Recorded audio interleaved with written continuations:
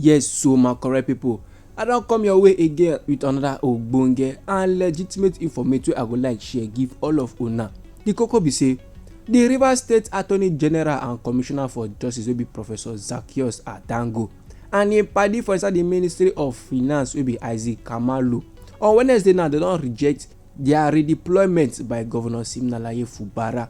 No say dis men dem get mind to ex ten d wey be say as the secretary to the state government wey be Dr. Tami Dangogo just announce their redeployment for inside one statement like that on Tuesday. E never even reach 24 hours, never even one full day like this, never even complete. Dis men dem don quit, dem don go drop their resignation letter say dem no dey do again, say dem no wan work. Dis kind thing na e no make sense at all because of say dem dey loyal to the minister of the Federal Capital Territory wey be RI0US, and RI0US now get political beef with the current governor of Rivers State wey be Siminalayi Fubara, wey come make dis men now come reject their redeployment. And you see Professor Zaccheaus Adango dem bin redeploy am go the Ministry of Special Duties wey be governor's office, while Kamalu dey come move am go the Ministry of Employment Generation and Economic Empowerment.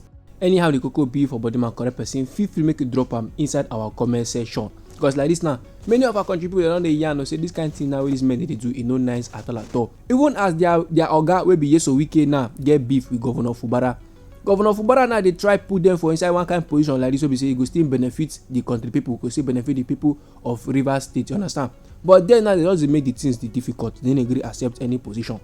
And this one now go make am the second time wey be say both Zaccheaus Adango and Isaac Kamalu dey resign from their state executive council after they don redeploy them. The first one now happen for inside December 14 and 15 2023 wey be say 9 of the commissioners now wey dey loyal to the former governor of the state and the minister of the Federal Capital Territory wey be RI0US dem resign from the state cabinet. But after intervention now from our president wey be Bola Ahmed Tinubu, after the man no come talk put for inside the matter and one peace agreement like that come board for inside Abuja, they come reinstate those people dem back, they come assign them put for inside position again. Now the second one now don happen wey be say Zaccheaus Adango and Isaac Kamalu on Wednesday they come go back to resignation letters, as in they come resign, they come quit the state executive council because of the political beef now wey dey happen between the current governor of Rivers State wey be Siminalayi Fubara and the former governor and the current minister of Federal Capital Territory wey be RI0US. All these kind of things now e no make sense at all. And when they come ask dem say wetin make dem quit, wetin dey really sup, wetin make dem come comot for the state executive council, dis men come dey yarn o. Zaccheaus Adango now come first dey accuse Governor Fubara say the man dey interfere with him performance, he interfere with the performance of him duty as a commissioner, and him na he no like am at all. Just imagine. Then Isaac Kamalu now come dey yarn say he no like when the governor now dey yarn say the internally generated revenue don rise by 27 billion naira on a monthly levels. No be small koko ma correct people. Zaccheaus Adango now in resignation im put am for inside one letter like that wey im come sign am with the date April 24th, and he come address the letter to the secretary to the state government wey be Danagogo, and the copy of this resignation letter e come dey available to tori people. This in particular letter now wey entitled cabinet reshufflement, notice of rejection of deployment and resignation from the Rivers State Executive Council. For inside this letter now im come dey yarn why im dey resign. He say Governor Fubara now dey direct him say make he no defend, make he no oppose, or make he no appear for any suit like that wey dem don drop against Governor Fubara office and the government of Rivers State by anybody wey dem don hire or anybody wey dey sponsored by Rivers State government. And he come dey yarn for inside the letter say he dey resign from the Rivers State Executive Council with effect from 24th day of April 2024. He say he no want to serve under His Excellency Sir Siminalayi Fubara. He say no one continue at all for inside any position or whatsoever. Sake of say for the past few weeks say Governor Fubara don too interfere with him performance of him duty as Honourable Attorney General and Commissioner for Justice for inside Rivers State. Come even get man go dey direct am say make he no defend, make he no oppose, or make he no appear for any suit wey dey instituted against the Honourable Attorney General and the government of Rivers State by persons wey dem don sponsor or wey dem dey hire by the government of Rivers State. No be small koko ma correct people. He come still proceed further dey yarn to say he don serve the government and the good people of Rivers State with him full chest as a member of the Rivers State Executive Council for the past 5 years. Say now e don dey am necessary to quit because of how the things dey be like, so I think go fit preserve a reputation. Den for inside the resignation letter of Isaac Kamalu wey he write inside April 24, 2024, im come dey yarn say wetin make im dey resign na because of Governor Fubara claim of the 27 billion naira monthly internally generated revenue rise. Kamalu come dey yarn for inside im own resignation letter wey im title Notice of Resignation as Commissioner and Member of the Rivers State Executive Council.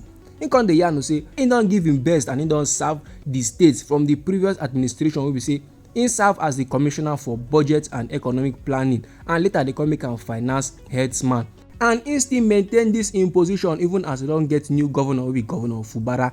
But why im dey resign from the executive council be say e dey very difficult now to deliver good governance for inside area wey be say the atmosphere e no dey nice at all and dem no even dey trust am, all those kind of stuff dem.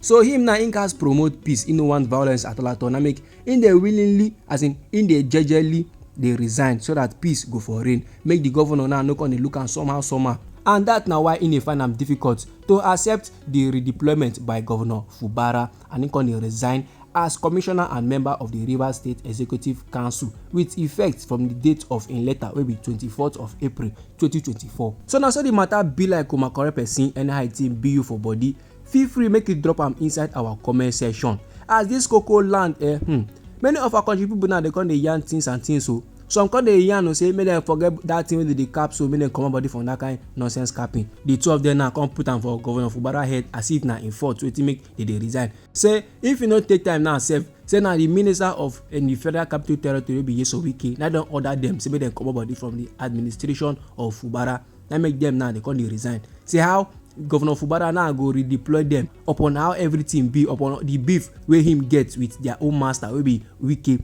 Still the man still put them for inside seat, put them for inside some kind position like that wey be say e go bring betterment to the Rivers State people. They go come comot body, they talk say this one and that one, say e no make sense at all. So make dem talk truth, make dem come outside come yarn say why they resign, na because their oga don give them order, so make dem comot body. No be that way they come dey talk. Why some country people come dey yarn say wetin Kamalu dey talk say e make sense well. Say e no good man when come dey work for place wey be say your governor no come trust you. Say anything wey you do now, they fit come plaster am for your head. But my correct person, you see this beef now between Wike and Fubara. This beef is getting out of hand. It's no longer funny. Small now water dey pass garri. This one wey be say lawmakers now don dey comot body because say they no dey loyal, because say they no wan work under Governor Fubara wey be the enemy to their master wey be Wike. E no make sense at all.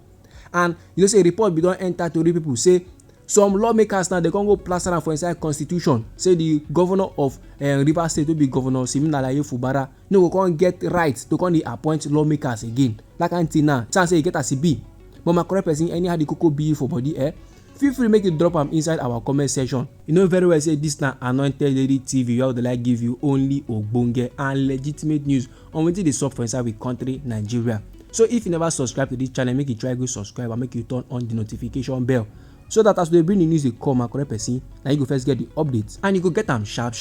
And make you try to share the news to your family and friends so that them too they go dey updated on wetin dey play for inside we country Nigeria. I dey bring on that update for you, my correct person. No go anywhere.